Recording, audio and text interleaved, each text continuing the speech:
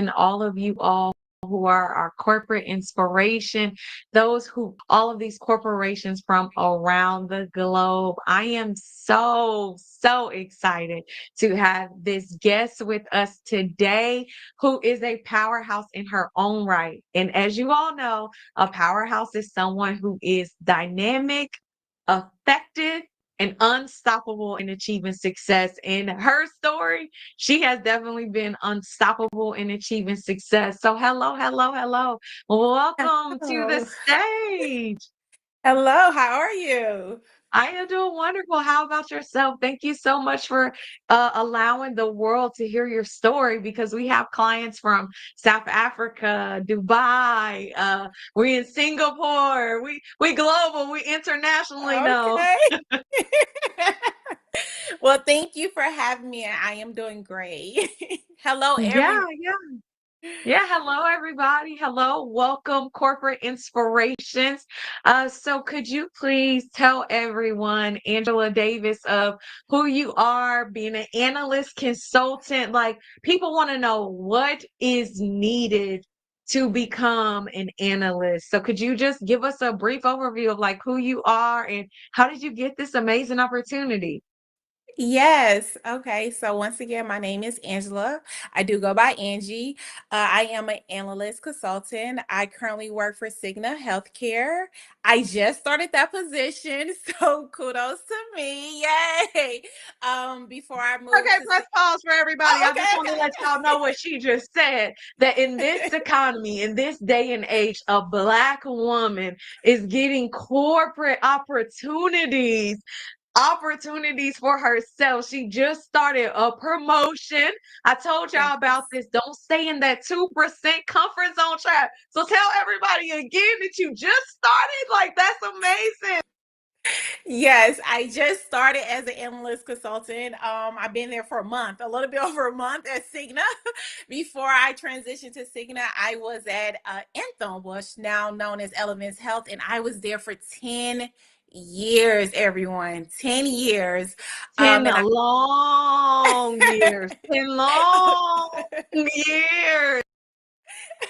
It wasn't that long because I'm still looking beautiful, but no, it was 10 long years there. And with me in my role within Elevance Health, I started, just as a members person. I mean, I did peer to peers, and then I did that for 6 years, and then it was finally just a door opener. Like, I want to know if I can grow more. What can I do? Will the opportunity be there? And so I did apply for an analyst position within Elevance. So they're the ones who gave me my first opportunity as an analyst. I started as an analyst too. And I did that for like a year and a half. And I'm like, I'm no longer waiting for promotions. I'm going to apply and see if I can be promoted. And that's literally what I did. I was analyst two for a year and a half. And then before you know it, I got promoted to a senior analyst. And I did that for 2 years before I transitioned to Cigna now as an analyst consultant. So kudos to me. Just applying. Yes, congratulations. Thank you. Um, yeah, just applying and not giving up. I had so many no's. So many no's. Okay, so that was going to be the question that I had to ask you about because you all, just to give you all a insights, you all know my story from nursing school failure to Facebook now being a powerhouse founder. But this is my beautiful young sister, and she has got an amazing story. Like you all know mine. I got 75 no's before I got the job opportunity with Facebook, and I didn't even have to apply. Like Facebook, LinkedIn, Google, thank you all so much. They reached out to me. I didn't even have to apply for the job, but that was after 75 no's, y'all. 75 rejection letters just being told no. But my sister's story is much better than mine, which is why I call her a corporate inspiration. So could you please tell all of our listeners around the globe, how many no's did you receive? Oh, I feel bad because she said 75 and mama's over that. I got 108 no's. And that's the ones that I signed in with my email address where I got the notification. 108. And Ashley, my sister Lovely, she's the one who told me don't give up. All you need is that one yes. And I was like, I'm tired of applying. I'm not gonna do it. They're not looking for me. I can't do it. And it was that one yes, y'all. So 109. So I'm saying 109 applications. And on that 109, I got that yes. It probably was more, but I know for fact And 108 and no. this is so could you help people understand because this is 109 with one company, right? This is not even including the other career companies. Like this is 109 Cigna. You all told my Yes. sister 109 times no. Like 108 no's and one 108. yes. And one yes. And that was with Cigna. I don't even want to say how many times I applied within Elevance Health before I transitioned out of there and how many no's I got from there. And I worked within that organization. So, but I knew Cigna was on my vision board. I could picture myself being at Cigna. Cigna was my goal. So I told myself earlier today, because it was in my little reading, it's all about God's timing. 9 years ago, whatever it might be, was not my timing. It was not God's timing. It was something I wanted, but it was not God's timing. So I am super blessed and honored to get that one yes, and I'm just running with it, y'all. So all those no's out there, you just just hang in there. It's going to be that one yes, and it's going to be God's timing. So just keep the faith. Yes, and that one, yes, I'm not gonna tell her amazing story, but that one, yes, that's all it takes. For me, that one yes from Facebook, I got over a 200 pay increase. I got paid remote, and for you, it was the title change. It was just amazing, amazing thing. So I want because the question now for today, it was business analyst, but now I think, would you apply to a job after over 100 rejections? That's what I think is the more interesting questions as we talked about it. So I want to know in the chat, would you all continue to apply to a job after over, or maybe I should put a company, would you apply to a company, to a job after over 100 rejections? Like, would you keep doing it? And I want to know, like, what was it besides me, Career Accelerator Powerhouse is telling you to continue to do it, but what was your mantra, your sort of motivation that you kept helping yourself? Because people need to know this. It's everybody. I hear the stories, I've been laid off. This is a bad time. They won't pay me my money. They won't pay me my worth. And you want to keep going after it, but you get defeated and it sucks. Mhm. I hated that. Whenever I heard that, we're sorry that we regret to inform you. Jesus, De- you know, delete, trash. delete. So how did you keep yourself inspired? Like, what was your process that after you got told no, what was your process of doing? I guess I can start off saying that these 100 was not like within a year time frame. These are over years, that I did get a total of 100 within this company, but it was more of where I'm sorry, just bear with me for 1 second. Yeah, thank you so much. Yeah, I know that it was within 1 year, and you all who are looking forward and wondering, like, can I do this? Can I move forward with it? I appreciate everything that you all are continuing to do things, move after it, move forward. So yeah, you were telling us about how you move things forward. Yes, it's not giving up, knowing that I felt it in myself that I was created for more, and just trusting in God. I knew opportunity was going to come. I didn't know when it was going to come, and I said if I continue to just apply, someone was going to say yes. Someone had to because I felt it. That's where I saw myself at, and there's no way God gave me this vision without it happen. So I just Yeah, yeah. And positive, I just keep. wanna I wanna thank you because somebody just said in the chat that they would think that it was God that was telling them that they didn't want them to be there. So they're happy to know that you grew. Yeah, I mean, out trusting God, honestly, I couldn't say. And it was very scary. I mean, leaving a company for 10 years and then transitioning to this new company, it was still that fear like, oh my God, was it God? Was it something else? That fear was there. I promise you, it was there a couple of weeks into that role and saying, was it really meant for me to do this? Because it was something so new. I mean, learning a new company, everyone knows the stress of that, and learning what they're wanting me to, what that company wanted me to do as an analyst was something totally different than what I was doing at Elements as an analyst. So that fear, it kept me up at night. But then it was those daily reminders, those daily messages that I read every morning, and I promise you, it just spoke to my heart, where it was like, no, God put this in you. I mean, brought this, you can go through. It was so many things. It was just like, push forward. It's just a rough patch now. Push forward, push forward. And I promise you, the other day, it was like a weight lifted off of me, where I was like, this is where I was supposed to be. No matter the stress, no matter what comes with this role, this is where I was supposed to be. This is God. And I'm just trusting into that and just taking it every day.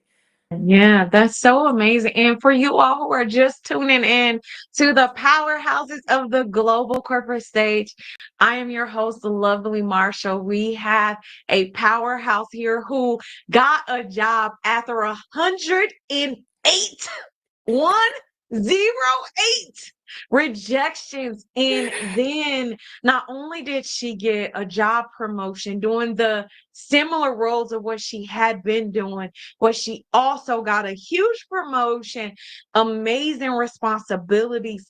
And let's talk about this because your role is primarily remote. So how does that work? How do you build connections? Like, how are you figuring out, I'm in a brand new company, I don't know anybody. How are you trying to navigate that? So it was the blessing about that. It actually wasn't supposed to be remote. I was actually told that I'll be 3 days into the office. And then God worked himself out again, where it allowed me to be remote.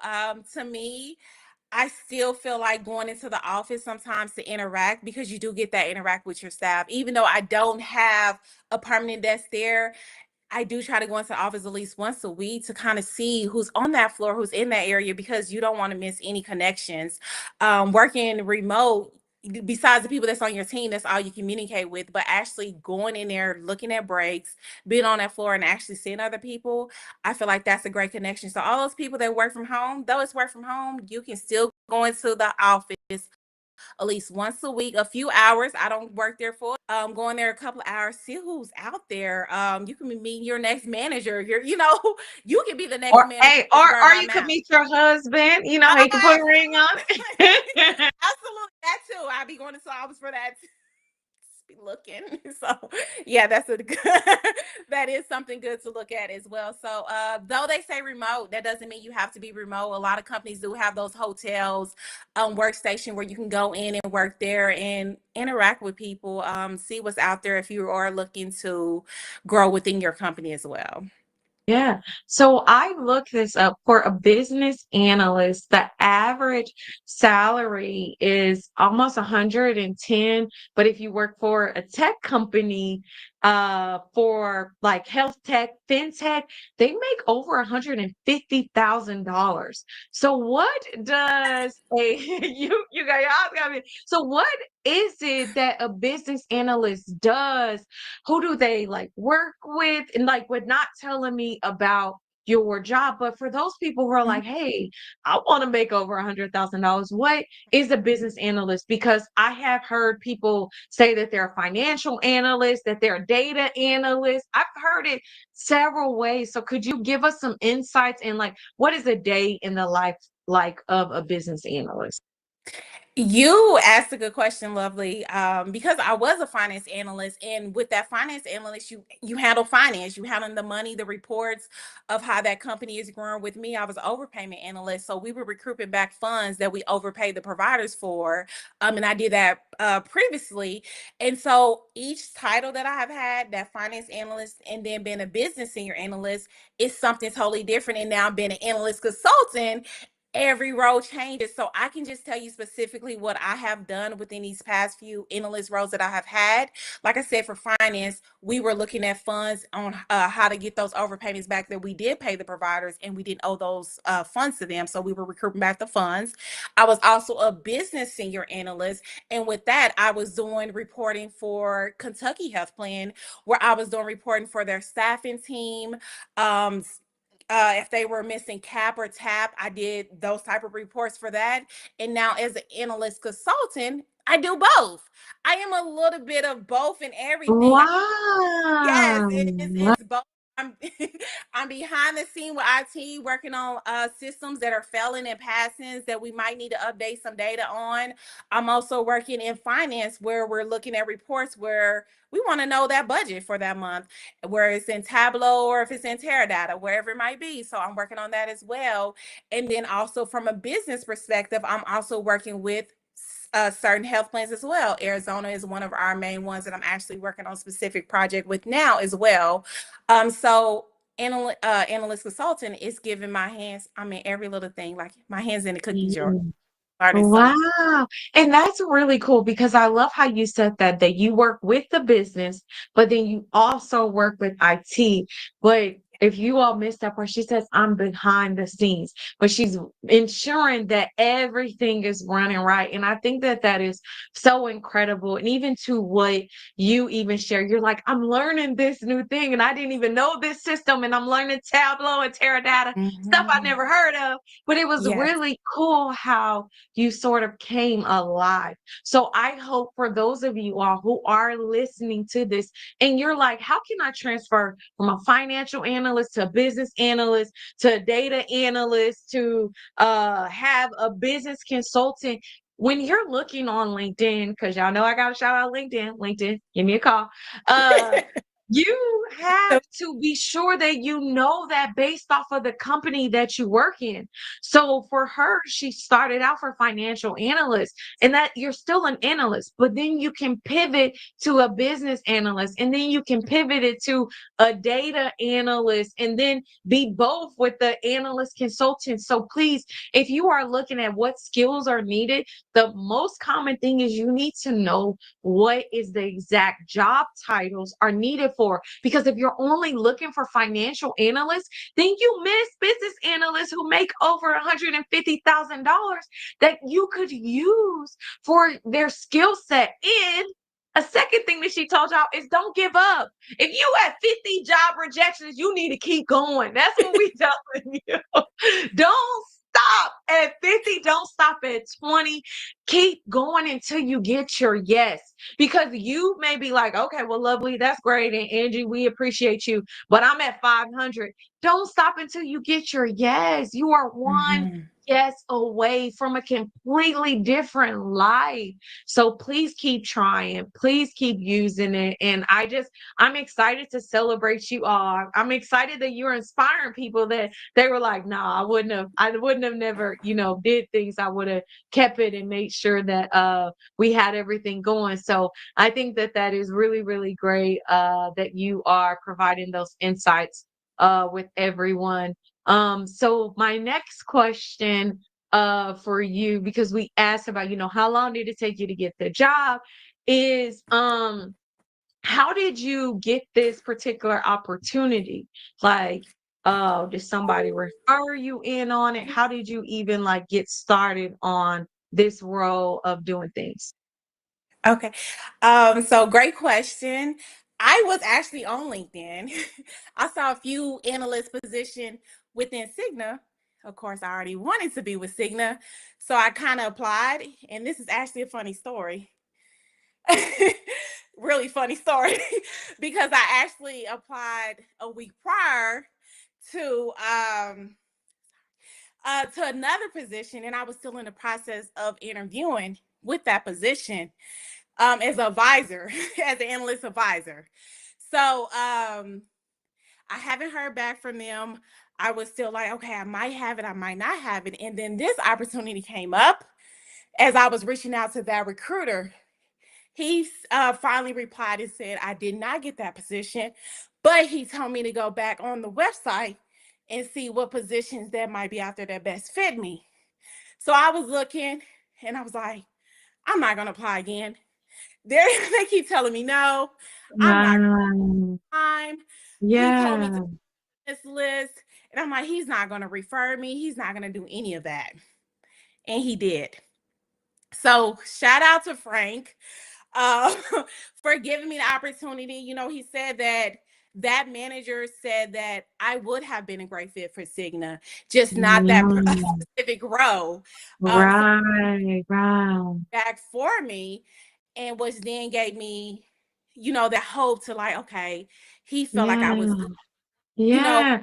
Okay, nothing so wrong with Frank, me. we gotta have you on the powerhouses of the global corporate stage. You are making people dreams come true.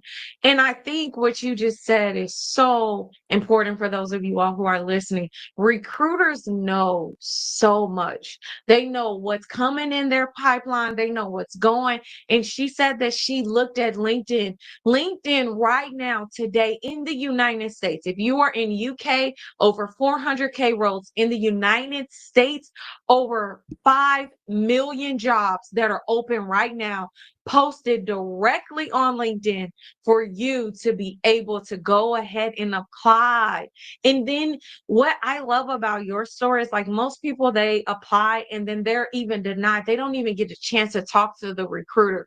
But you actually had the ability to get the recruiter, you were able to get the recruiter to refer you to someone else, and you also learn things. So just understand that just because you didn't get that job right now, you are not, it doesn't mean that you're not good enough. Just some managers are looking for certain things. So keep applying, keep trying. And Yes. I love that you even reached out and kept connecting with him to say, like, hey, are there other opportunities? I think that that is so pivotal to your success story of being a financial analyst to a business analyst to a business consultant. Like, I think that that is incredible.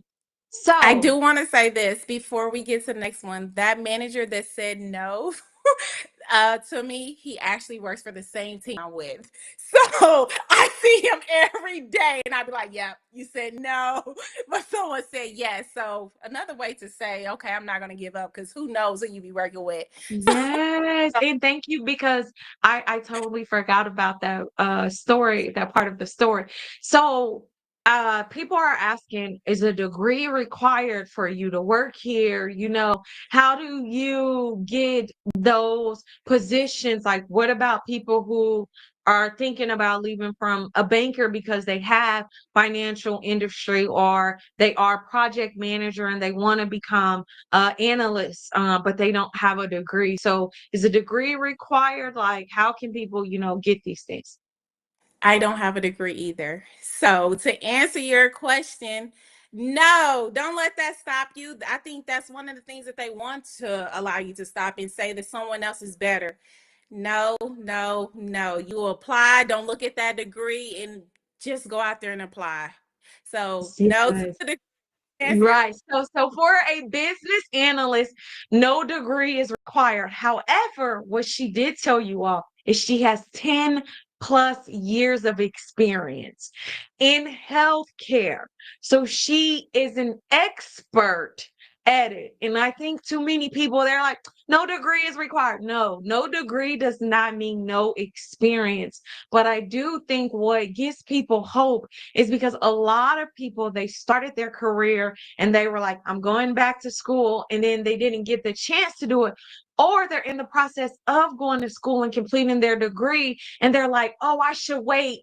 I shouldn't just apply just yet. They say degree or relevant work experiences. I want you all to pay attention to the or relevant work experience part. And that is so inspiring that you decided to go after these companies, major companies, Elephant Health, Cigna, they're the big three. Them, United, Blue Cross, they're the big three. And you are truly what we call a corporate inspirations because you did not allow those things to stop you. So what allowed you to pivot forward? Because so many people, they'll look at that job qualification and before they say anything else, it shows bachelor's degree or. So how did you use that as a way to apply and move forward? The R part, literally the R part. I didn't have a bachelor's degree. I do want to mention that I am in school, which then kind of pushed me forward to say, okay, start applying for roles that was more in the system, which is equal if you're analyst, that's SAS. So I do want to mention that I don't have a bachelor's degree. I am in school. I do want to say that.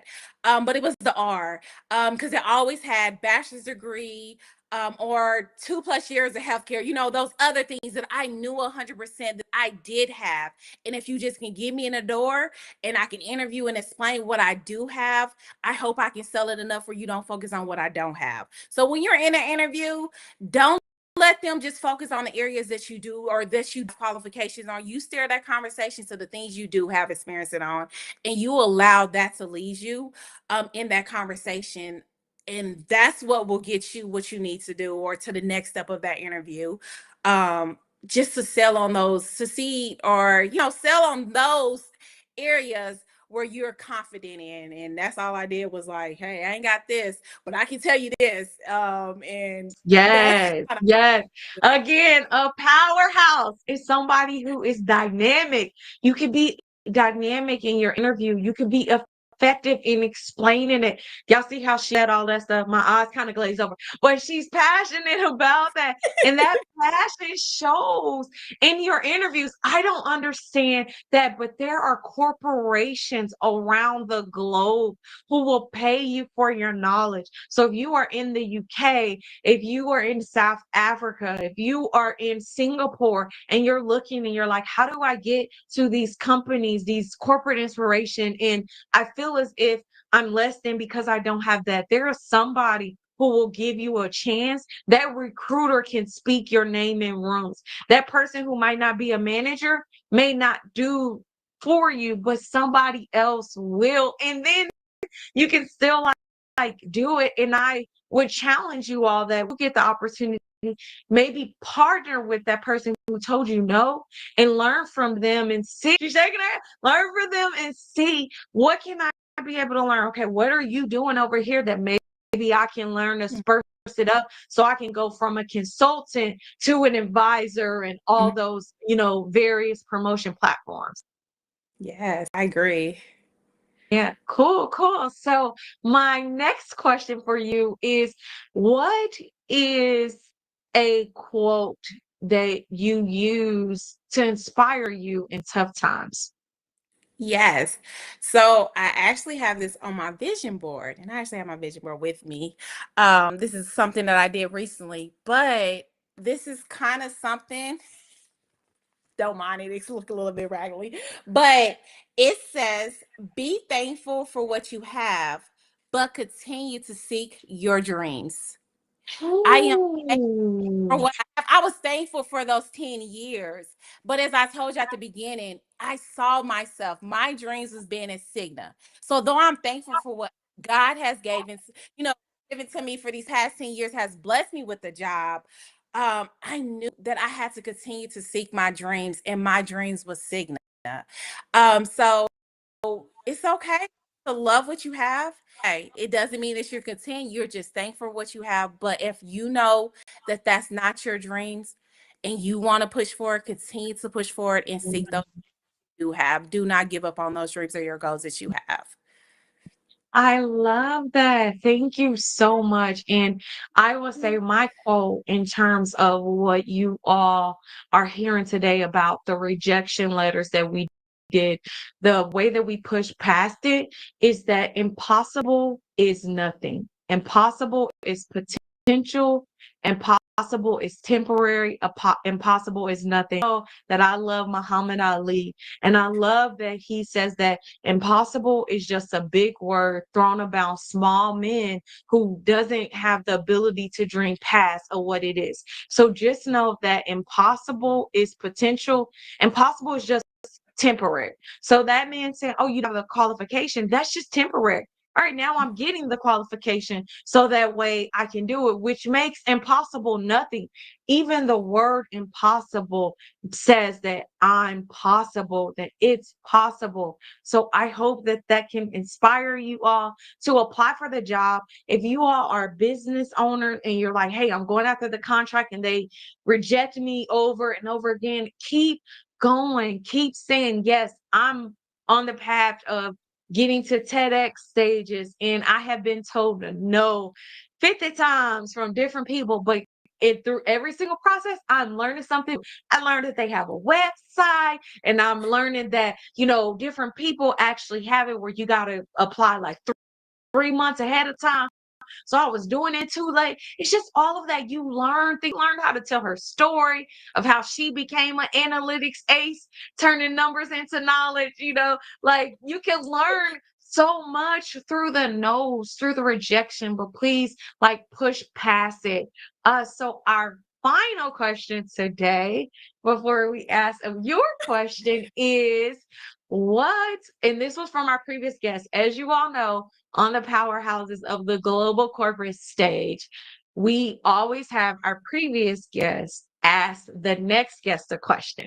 So our previous guest wanted to ask you this question of how are you pausing and taking a moment to tell you? Oh, that's a great question. Um, Actually, going back to school was taking care of me. For those that don't know it, I am a mom, single mom, and my life is it's all about mommy mode, mommy mode, mommy mode. And one thing that I wanted to do and focus on was going back to school. I wanted to get that degree. That's another goal of mine. And I did that. Not only that, it was taking this job I had no matter what happened, whether I succeed or fail. I am doing this for me. Yes, I can stay where I'm at for 10 years and know that's job consistency. I can do all that because I know it will pay my bills. But what is it that Angie can do to make her happy? And it was stepping out on faith, taking this position and going back to school. So these were my moments that I went back to school. I'm enjoying school. I am enjoying my new role with the stresses that does come with learning something new.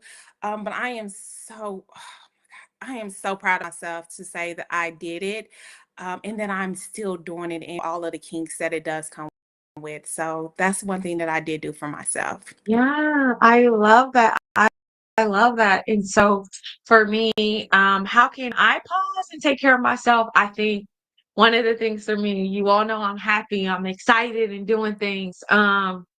One of my biggest lesson by pausing and taking care of myself is really having this podcast. I am learning. I mean, she's my sister. I talk to her almost all the time. But there were some things, even from today's conversation, that I got inspired and I didn't have any idea about. And so I took a moment to pause. I wanted to be on everybody else's stage, like, oh, I gotta be here so that people can know about me. But when I started looking at what podcasts are about, like they were all about these business owners who made $1 million. But I'm like, what about the people who are in the day to day? They're making money. You may make $150,000, but the stuff you did for finances, you paid back millions of dollars. And people, yeah, people needed to hear that. People needed to understand, like, there is somebody who is searching right now. How can I become a business analyst? And then they are letting that fear of not having a degree or being a mom or, oh, I got to go into the office or it's remote and I want this. And through this podcast, they're learning all of that. So I just want to thank you all for listening in. I get new subscribers every day that subscribe to the powerhouse of the global corporate stage.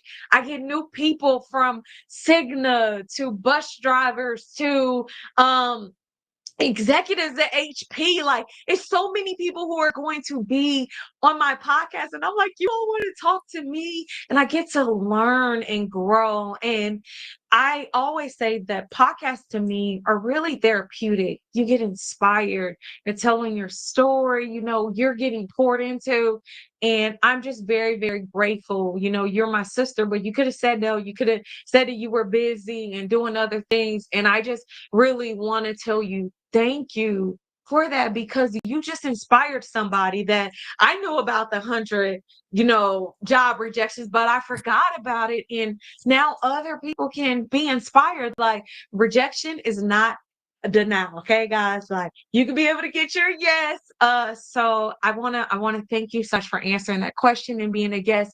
So what is your question for our next guest that we would ask that person? Oh, I love this. I would like to know what challenge in not it can be personal or in your career that you did face, and how did you overcome it?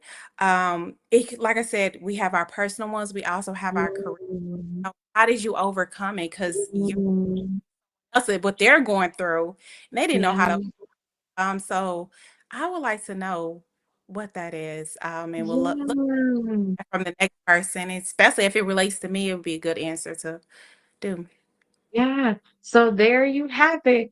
What is your challenges and how did you overcome it? We're going to put it to the career aspect of things because it's all about corporate inspiration. If you want to be a guest of the powerhouses of the global corporate stage, those are people. If you are a teacher, if you work in nonprofit, if you are a bus driver, if you are a janitor, those are the people who we want to hear, because those are the stories. Like, listen, if you all think that what you don't do matters, just think of the Butler movie. I was so inspired about the Butler movie. And he did all of that with all of these presidents. And he was a butler. And that's just incredible. That magnitude that people would come. He did it with presidents. And a whole movie is made about him. So please know that regardless if you are a teacher, if you are a secretary, if you're a project manager, business analyst, we want to hear from you. And I want to hear from everyone, whether you're Southeast Asian, if you are Asian, if you are Pakistan, like, I want to hear from you, because there are people who are in your countries, who are in your roles, and they want to know, they're single moms who want to know, how can I get, in corporate America and work for the big three, but I'm worried, if I leave this good job, what will I do? Is it good for me with the economy doing things? And I hope that this really encouraged you all, because whether or not, if you were going to get laid off, you could get laid off at that current company. So take the moment, go after those careers, and you will be amazed. Over 10% pay increases. If you want to understand, how can I get that opportunity, I am a accelerator for Powerhouses. I will be honored for you to join the hashtag Powerhouse journey. Just comment Powerhouse and I will send you over my information so we can go ahead and get started, and you can add another zero to your bank account. It's all about for you all to stop being overlooked. You're working for a company for 10 years and you're not getting promoted, you are overlooked. And then if you're working for a company for 10 years, you're undervalued. I guarantee you, somebody who left that company at year 3, they are getting paid more than you, because companies, they have a cap. They can only give you percent pay increases, versus you go to another company, they'll pay you or more. I told you all, I went from Cigna, I worked at Cigna, guys, and I went to Facebook and made over $200,000 for the exact same job title. I was a product manager over here. I went to become a product manager over here. So it is possible for you all. And I was with Cigna for 6 years, 6+ years. It is possible for you all. So please don't only just be inspired, but remember, the only way to be recession proof is to get the inspiration. Then you get the motivation, you start moving, and then get the innovation, apply to those jobs that are created, because that is the only formula for you to be recession proof, for you to get more zeros to your bank account, and to take you from overlooked and undervalued to highly paid powerhouse. Thank you so much for joining us. So, how can people reach you? Like, there may be some people who are like, look, I just want to have a conversation with you to learn more. How can people be able to reach you? I am on LinkedIn. On LinkedIn, y'all.